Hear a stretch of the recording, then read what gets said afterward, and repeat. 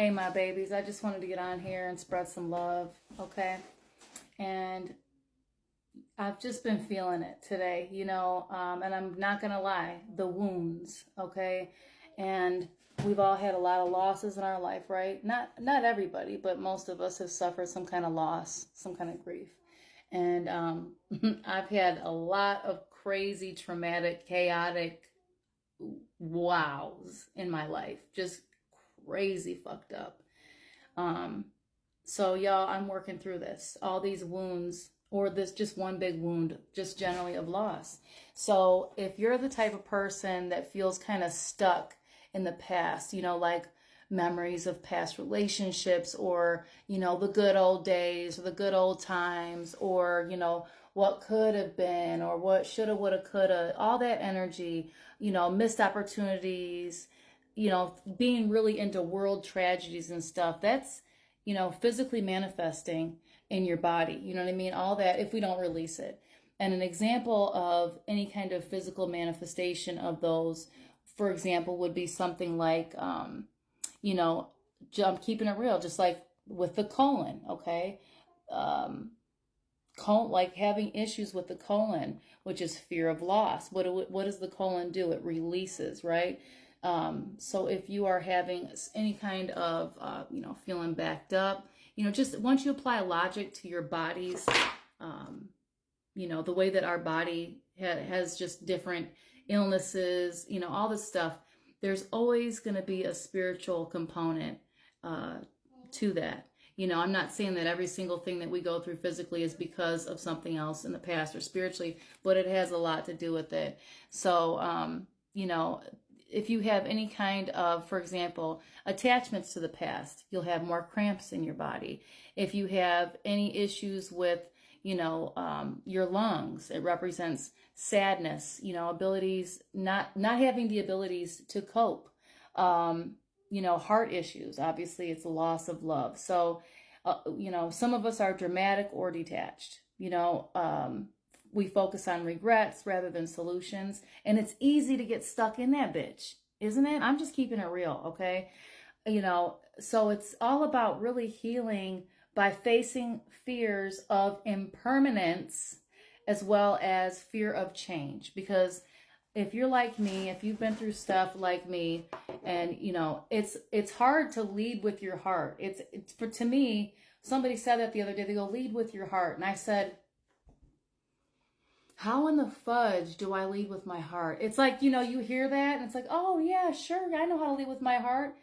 But when you've been stuck in your brain and you've been on high alert because you have to look over your shoulder, so you got to make sure that you protect yourself, you don't get hurt, you don't get wounded again, you don't get this, that, the other thing, whatever the hurt is.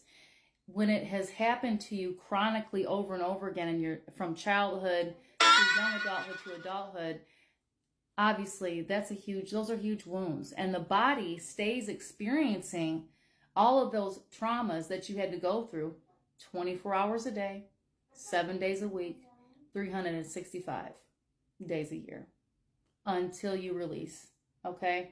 And a huge way to release obviously is through tears, through writing, through laughter.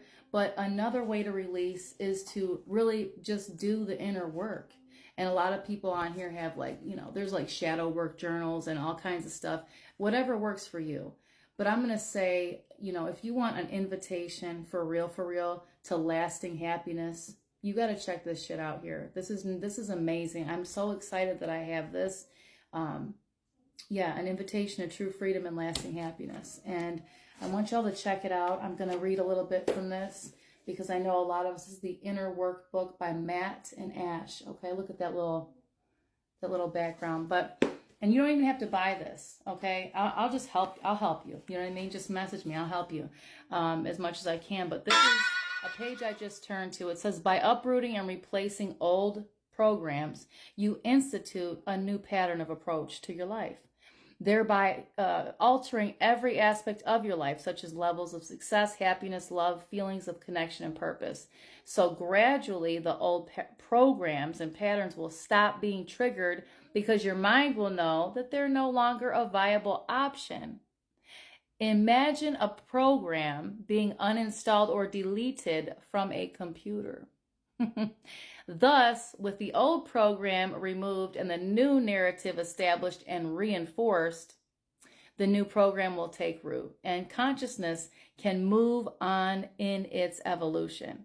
This is how all true evolution and lasting change takes place. Ooh, I love that. Let me turn to another page excerpt. It also talks about just so many things, the process of awakening. Who looks outside dreams, who looks inside awake. Carl Jung. So, you know, this is the inner work, the removing of all the fucking obstacles which stand in the way of our rightful inner peace, freedom, and joy. And now I'm going to read a little excerpt. And luckily, the only obstacle we encounter along the journey is ourselves. Oh my God, that's the truth, right? It is all within our own control to evolve our consciousness and to transcend our limiting programs. It's only a question of willingness to surrender and receive the goodness that is innately a part of us. Everything that we are seeking outside of ourselves is actually already resting in the palm of our own hands. All resistance to accepting and enjoying deep happiness and fulfillment in our lives ultimately stems from a wounded theme of consciousness, a theme that we innocently inherited at some point along our journey through repeated beliefs, thoughts, emotions, and finally, in our own words and actions. This limited version of our potential becomes our sense of who we are. We then eventually find ourselves stuck in a groove, a pattern of life that we begin to accept as just the way things are. This is just how things are. Luckily, it is completely possible to realign every aspect of our lives back to infinite peace. It is only a matter of looking within ourselves and becoming self-aware, okay? And I just want to show you guys this book. It's really, really, really cool. I really want you guys to check it out. Like I said, I'm not here just to sell you something. I'm here just to help. So I think I might read excerpts of this to, you know, to y'all maybe once a week or every night. I don't know, whatever we can do. But, you know, put yourself in a positive frequency. People always say that, oh, think positive.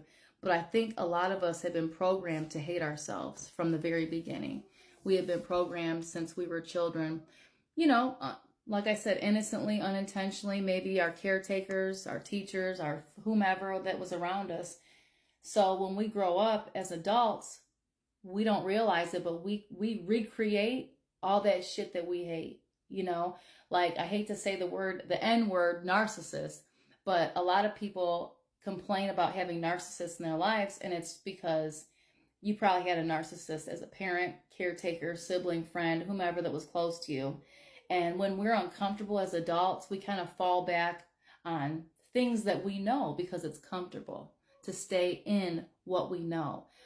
You know, the fear of doing something new can be much more scary than the familiar comfort that is in the familiar pain that we've experienced. So yeah, just some things to think about here. I could go on and ramble and ramble and ramble, but all right, I want you guys to know that it's all love here. And I was going to say I'm struggling with you, but we're struggling up. We're upward spiraling, okay? That's what we're doing. I'm here for support and to hold space with love at the end of the day. You don't got to buy any book. I'm just here to let you guys know. I want to share this with you. So lots of love. I'll talk to y'all very soon.